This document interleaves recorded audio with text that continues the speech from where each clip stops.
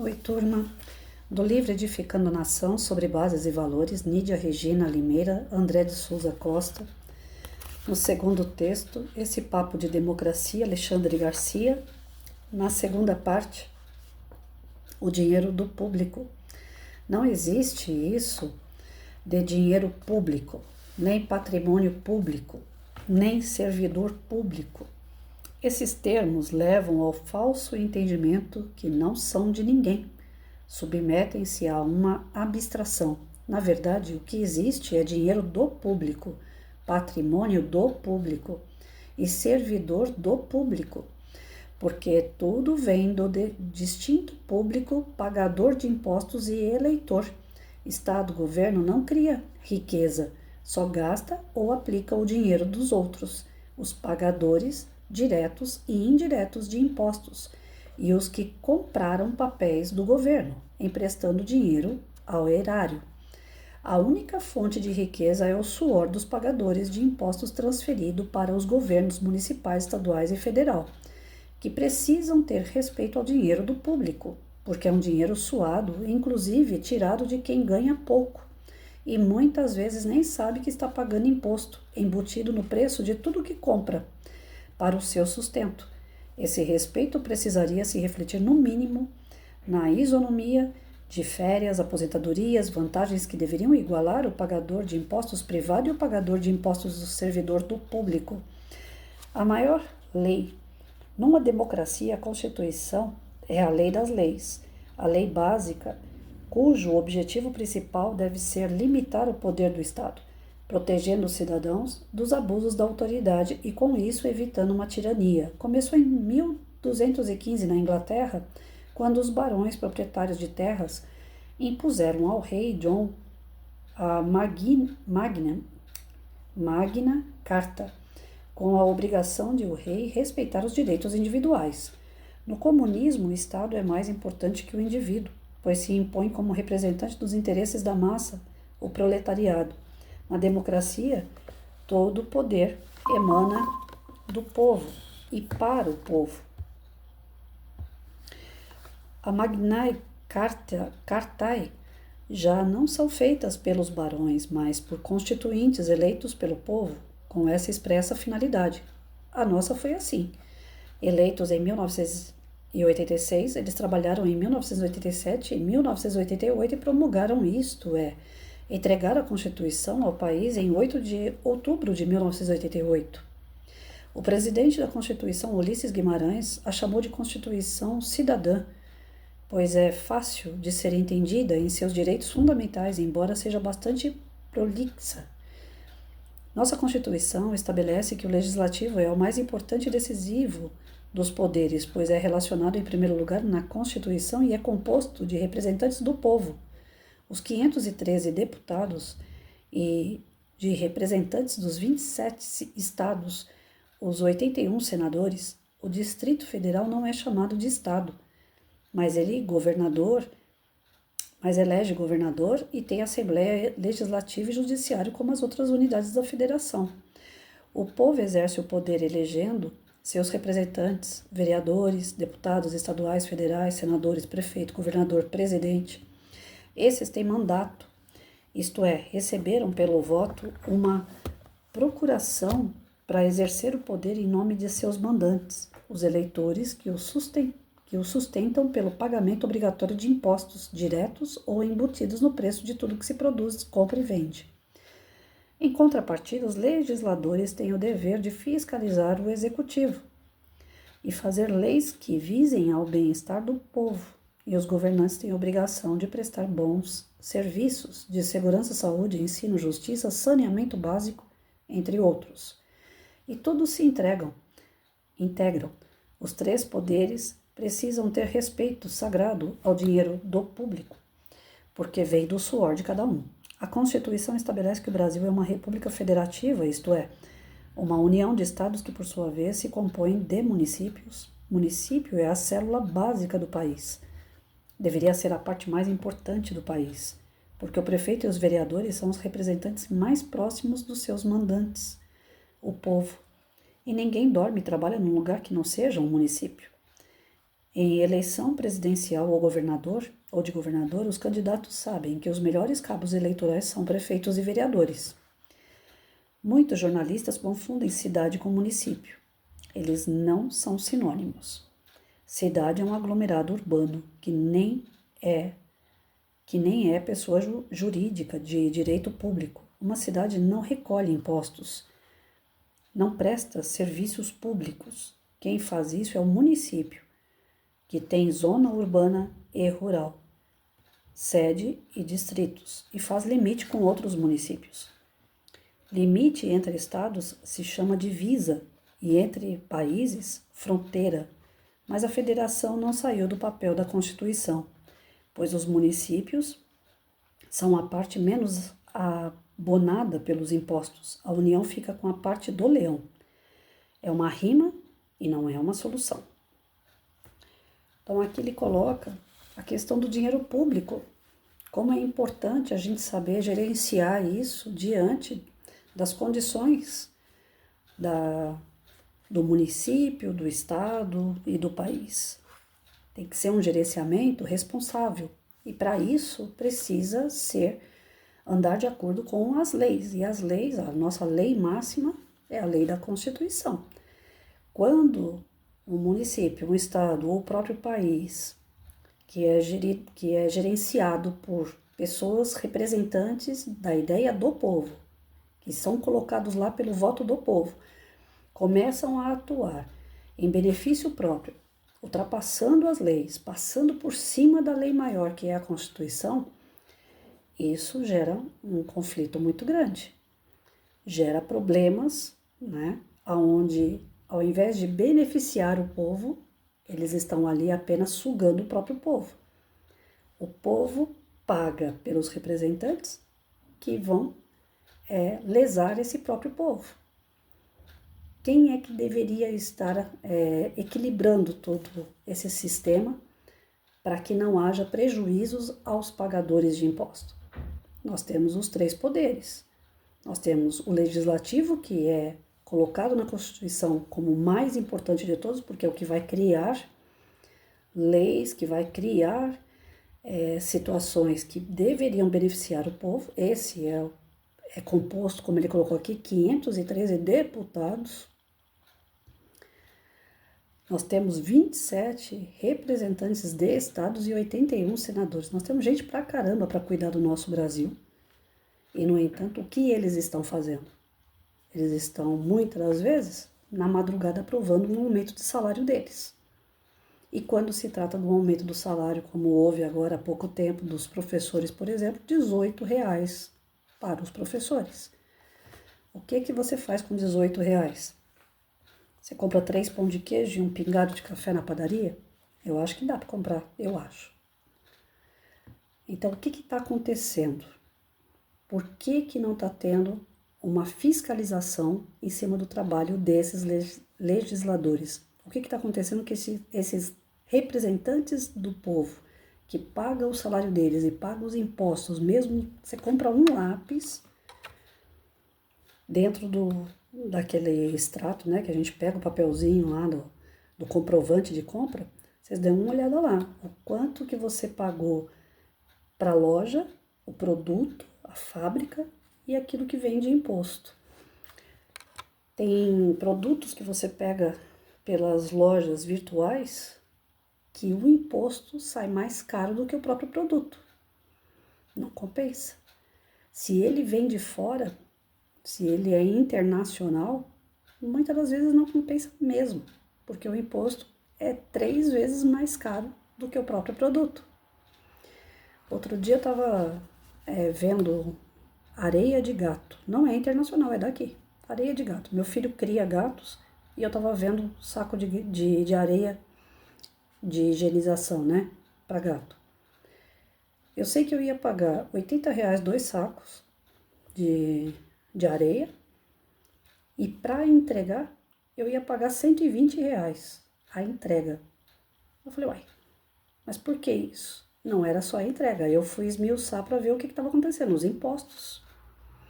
Ali o cara tá colocando o dinheiro da gasolina, o cara que tá fazendo a entrega, você tá colocando um monte de coisas dentro de um serviço. Ou seja, isso acontece direto numa bala que você compra na padaria. Você paga uma série de coisas além daquela bala. E dentro dessa série de coisas, os impostos, que são altíssimos. Esses impostos, grande parte deles, são gerados através do legislativo, através do executivo, que executa, que assume aquela benfeitoria, né? Mas é sempre em benefício deles, que estão no poder, e não para beneficiar o povo. Não vejo até agora, tenho 53 anos, nenhum governo que tenha realmente trabalhado somente para o povo, representando as ideias total do povo. Seja o governo que for, sempre tem algo para beneficiar a si próprio. E isso foge do que seria a nossa democracia, porque se a gente vota, é para o cara que está lá fazer o que nós precisamos que ele faça. Estou precisando fazer uma ponte aqui perto de casa, então ele tem que trabalhar para conseguir essa ponte. Aí ele vai chamar os outros que não pensam na minha ponte.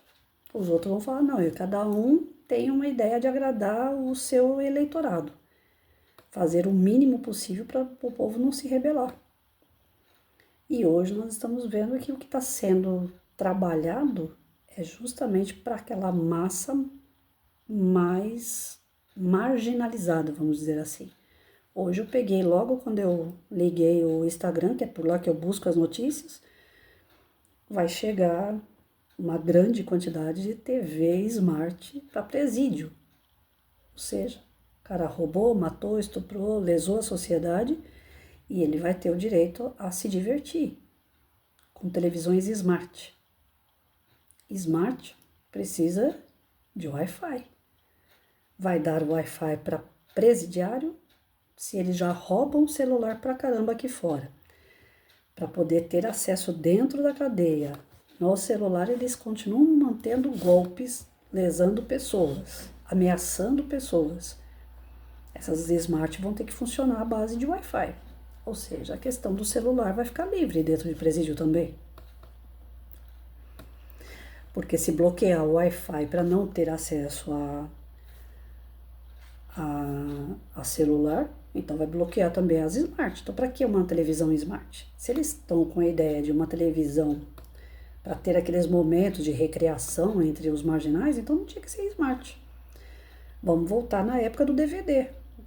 Liga o DVD lá e hoje é um dia de cinema para esses caras. Eles trabalharam, eles fizeram que nem o Tarcísio tá pegando os marginais daqui de São Paulo, tá colocando eles para trabalhar. Então, trabalharam direitinho, eles estão realmente se recondicionando, estão se transformando, tá melhorando o comportamento desses caras, então eles têm direito a assistir um vídeo. Então você vai lá na era do DVD mesmo, coloca lá um filme para os caras assistir. Mas não precisa ser uma televisão caríssima, que a Smart é cara, e que depende de Wi-Fi.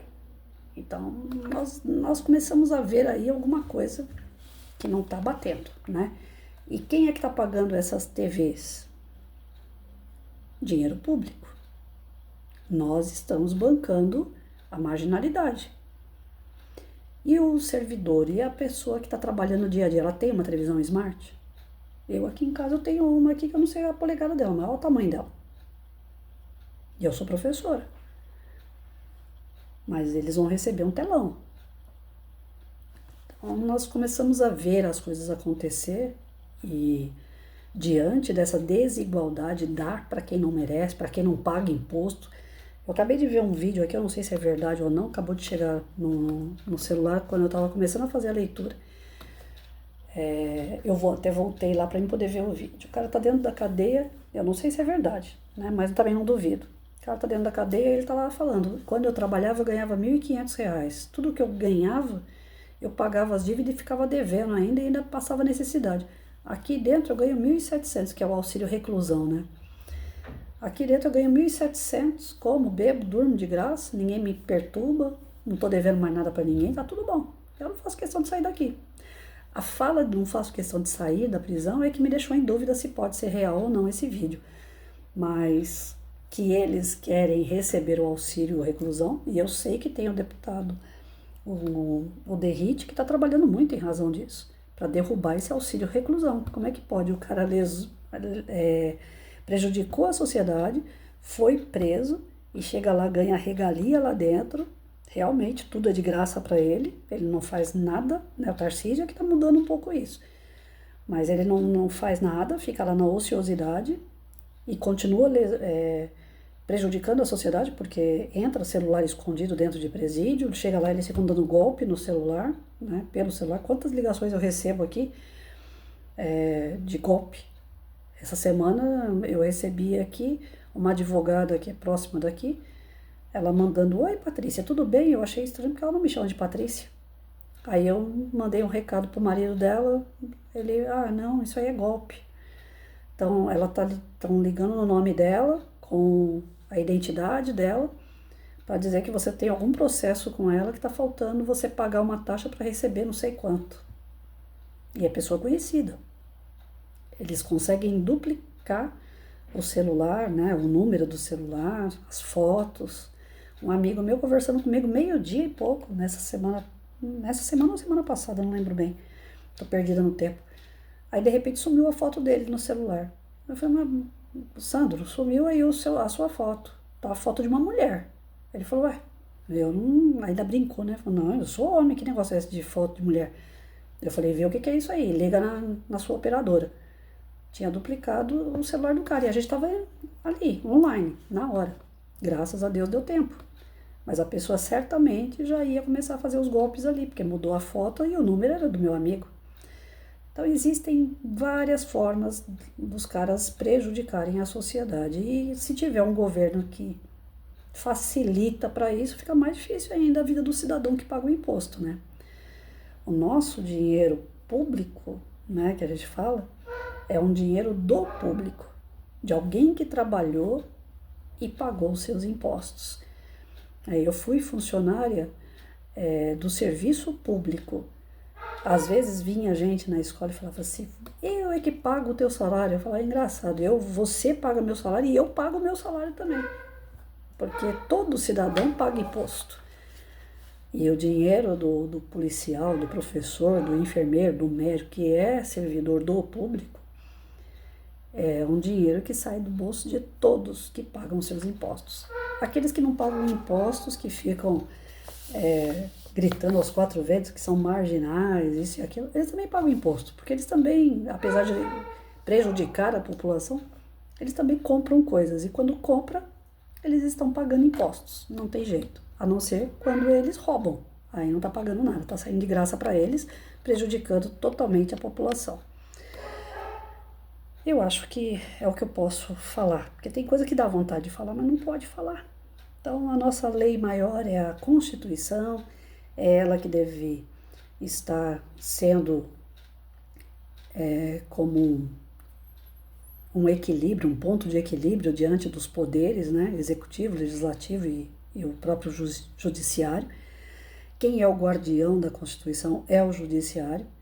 O judiciário, quando ele realmente ímpar, né, quando ele não está ligado a nenhum tipo de partido ou lado, ele faz a justiça acontecer, mas a gente sabe que tem todo um esquema por trás desses três poderes, que existe a lei maior aí, entre eles, que é a lei da conveniência, dos acordos. E isso tem atrapalhado bastante o nosso país a desenvolver. O povo está ficando cansado. É muita briga, é muita luta para as coisas parecerem estagnadas, não saem do lugar, né? Só se dá bem quem está com a máquina do governo na mão. Esses é a bola da vez. Quando cai essa turma e entra a outra turma se dá bem. É quem você conhece, é a quem você está agregado. Aqui tem uma fala que a gente fala aqui, que a gente diz aqui entre os professores, né? Quando chega um diretor novo na escola, é cargo comissionado. Aí a gente fala: qual será o QI dele? O QI dele não é de inteligência, é quem indicou, né? É perigoso, é um jogo muito perigoso. A gente tem que tentar entender um pouco mais sobre essas coisas para saber também questionar, não aceitar tudo, né? E no momento certo, oportuno, quando não há nenhum tipo de perigo, risco, a gente se prontificar também aí na linha de frente e lutar pelos nossos direitos. Porque direitos nós temos, mas nós não estamos cumprindo direito os nossos deveres. Aí como é que a gente cobra se a gente não está fazendo a nossa lição de casa?